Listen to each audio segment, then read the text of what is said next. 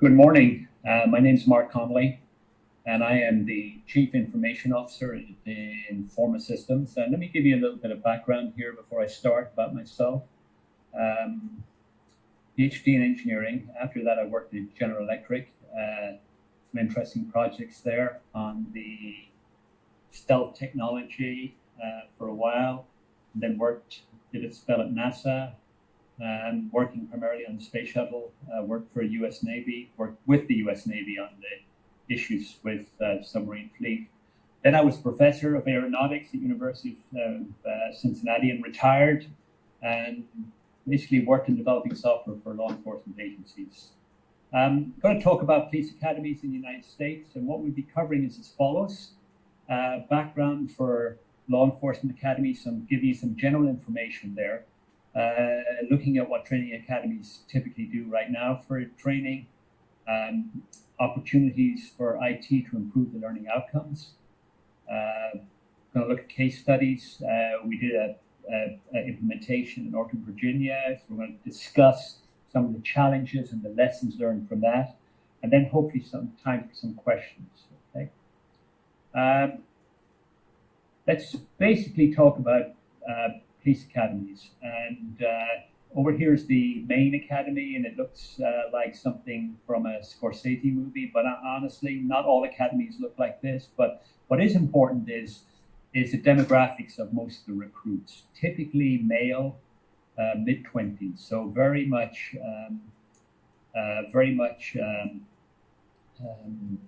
digital natives.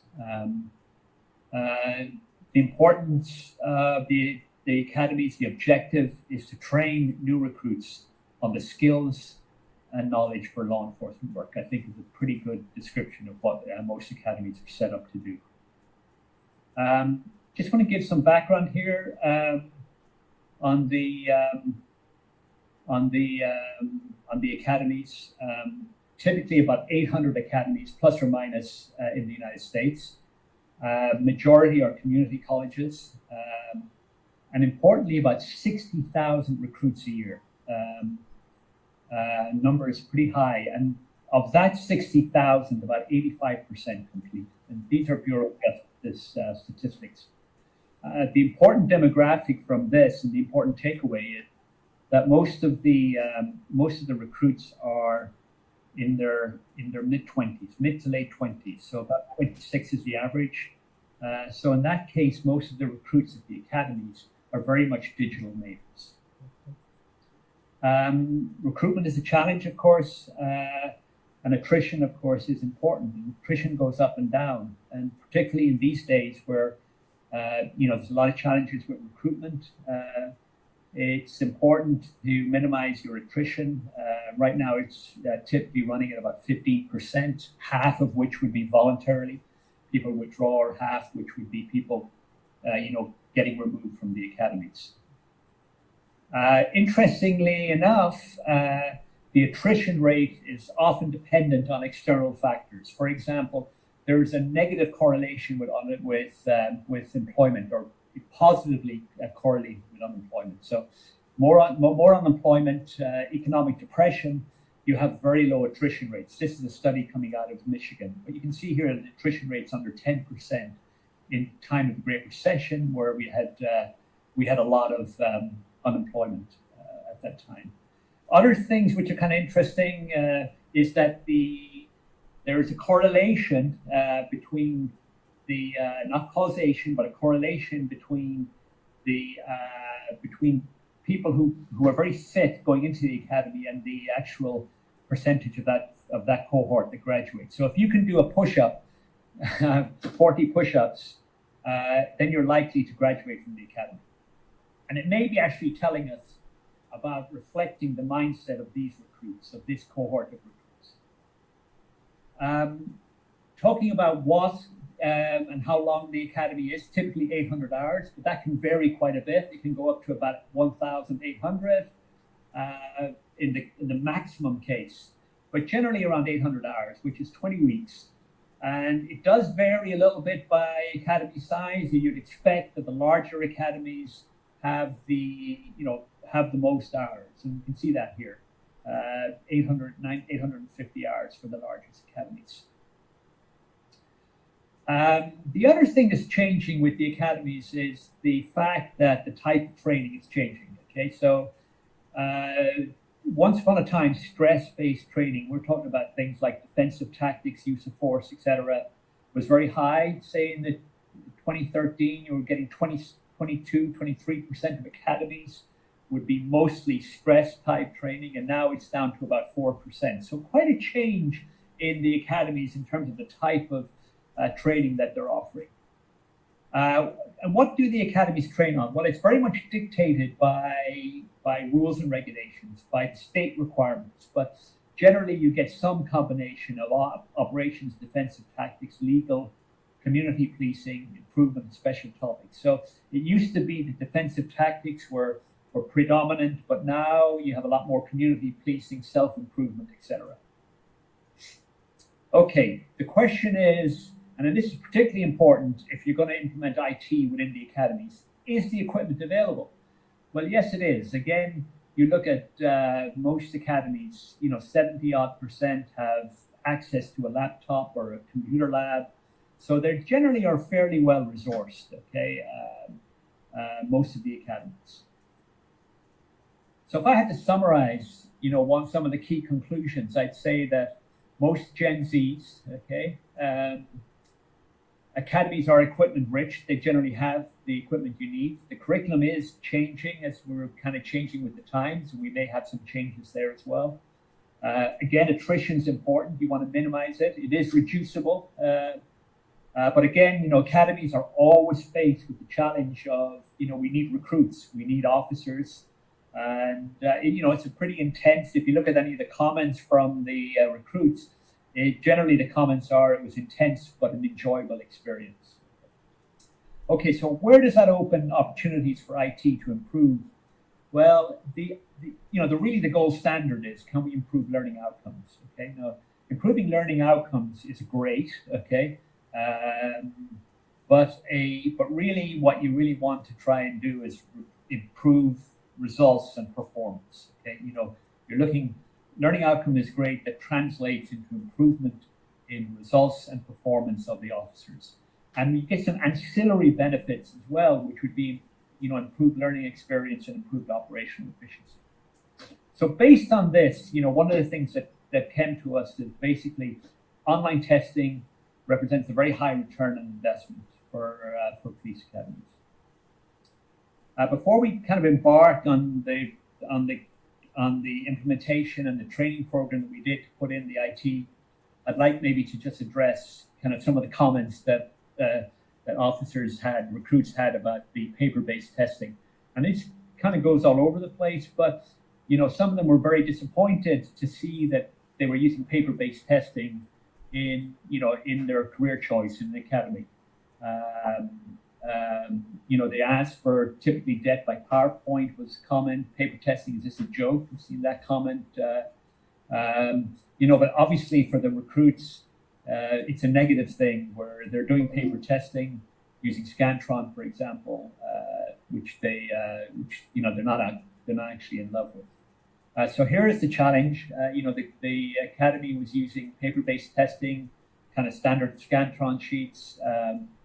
And the question becomes can we change? And what we want to get to is an online testing delivery shown here. Okay, so we want to go from the paper-based testing to an online testing delivery. Some of the problems with paper-based testing, it's time-consuming to grade, so you don't get any immediate feedback. Reattempting is painful. You got to print out the sheets of missed questions. You can monitor progress in real time. That's important. If they identify certain areas that are having a problem, inability to easily change questions, and then students have no permanent record of their progress. However, paper testing has one major advantage: is it does record the recruit's work, which is permanently recorded, and that's important because often there's FOI requests or attorney requests for the paper testing records. Okay, so it's important, and one of the advantages of paper testing is you do have a permanent record. So the law enforcement requirements as well. So implementing an online solution is very advantageous, and you can see a high return on investment. There are many testing solutions out there, unfortunately not necessarily suited to law enforcement, because law enforcement does have certain unique challenges and unique requirements. So the first one is you need to link questions to learning objectives, because very often the learning objectives are dictated by state requirements. Okay, not always, but sometimes. And you need to record the block and subject. The block is the area you're testing in, whether it's legal, whether it's use of force, etc. So you need to record that, because there are often specific requirements on those particular areas. You need to provide immediate feedback. It's really important that they get immediate feedback. It must be auditable. It's quite a challenge for that, for an online testing. You need to minimize cheating opportunities. And one of the things we learned, of course, dealing with IT in law enforcement environment, it must be robust, okay? Because very often, you're going to face scenarios where, you must be able to withstand and be robust, because that's an environment you do have in law enforcement agencies and academies. Okay, so what did we do? We generated a solution as follows, and we're kind of proud of it, where we first of all created the learning objectives. So we build on the learning objectives so that we could create a solution, a law enforcement solution. So here's a list of the learning objectives pulled in from state requirements, etc. And we linked every question to the learning objective. You can see that here, where all the multiple choice questions and other types of questions, but they're all linkable to learning objectives. So you can basically track and identify any gaps, and that's critical, because it's not acceptable to have officers, in service where they haven't been trained on all of the learning objectives, and obviously that would be a problem down the road, and it would be an exposure of the agency to liability. And the other thing was we wanted to track by block, as a regulatory requirement. You can see here you got the different blocks, and you can track the scores in each block. And very often the requirement is that an officer or recruit must meet a certain minimum standard in every single block, not an average across the blocks. Okay, and again, it's part of the idea of making sure that the officers, around are just not successful in one area, and they compensate that with failure in another area. And again, not only the blocks, but we had to record the subjects and make sure that the officers could meet all the requirements for all of the subjects. The other thing that was required in this application was the ability to have rapid feedback on missed questions. Okay, and that was very important because you as an instructor need to address the issue with missed questions. And the questions are generally formulated where you have two or three that are obviously incorrect, and you have one that's close to correct, and one is the best answer. Sometimes the mistake was made on the question side, or sometimes the issue was not addressed correctly. Okay? But in any event, you do need to have the ability to rapidly provide a missed question type of report. Okay, and you need to identify with an exam analysis which questions are being answered with a very low passing grade on some of these questions, so that you can identify, is that an issue with the instruction, or is it an issue with we haven't simply covered the topic, or is it an issue that simply the question is not it's not very well worded. And the ability as well, which came up in Virginia, is the ability to remove a question that's clearly incorrect and to regrade the test. So all of these things were done. So we basically constructed the system. But one of the questions for us in looking at this was, is there difference in outcomes depending on whether an exam was conducted online or whether an exam was conducted paper-based testing? And generally the consensus is, and we did this internally with number of attempts, and you can see the numbers are very similar. Generally, the online tends to be a tiny amount higher, but within the standard deviation, it's in the wash. Basically, you could say marginally, but really no difference in the scores depending on whether it was conducted online or whether it was conducted paper-based testing. So that's both reassuring and also, not necessarily unexpected. And again, you can see that if you looked at published literature going way back, you can see that the scores, people who've done this kind of work, the scores taken online and the scores taken in paper-based testing are the same. And they should be the same because, there should not be that difference in outcomes. And you can see what's the advantage of doing online? Well, one of the things it does, it gives the instructors opportunities for improvement. And there's a good study that came out from COPS that shows that if you reinforce the learning, you get better outcomes. Okay, rather than teaching it one time and recording the grade, if you teach it one time and reinforce that learning, you can get the grades up to about 72% from 44%, 42%. So quite an improvement.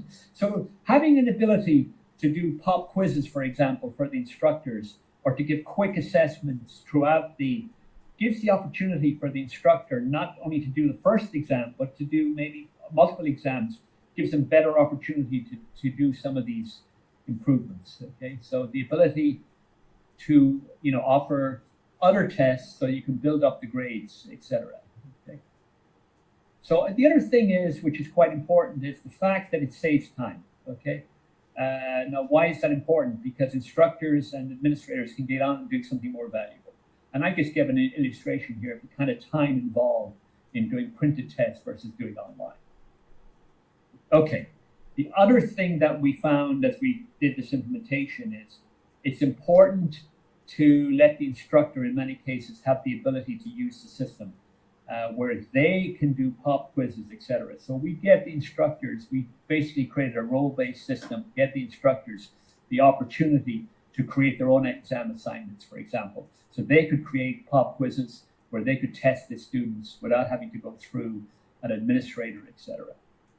Okay, so I got some user feedback, not all of it positive, but mostly easy to match responses to questions, i.e. you're not scanning the paper, going over to your Scantron sheet and marking off, where you could basically, you look at the questions and you click on the answers, okay?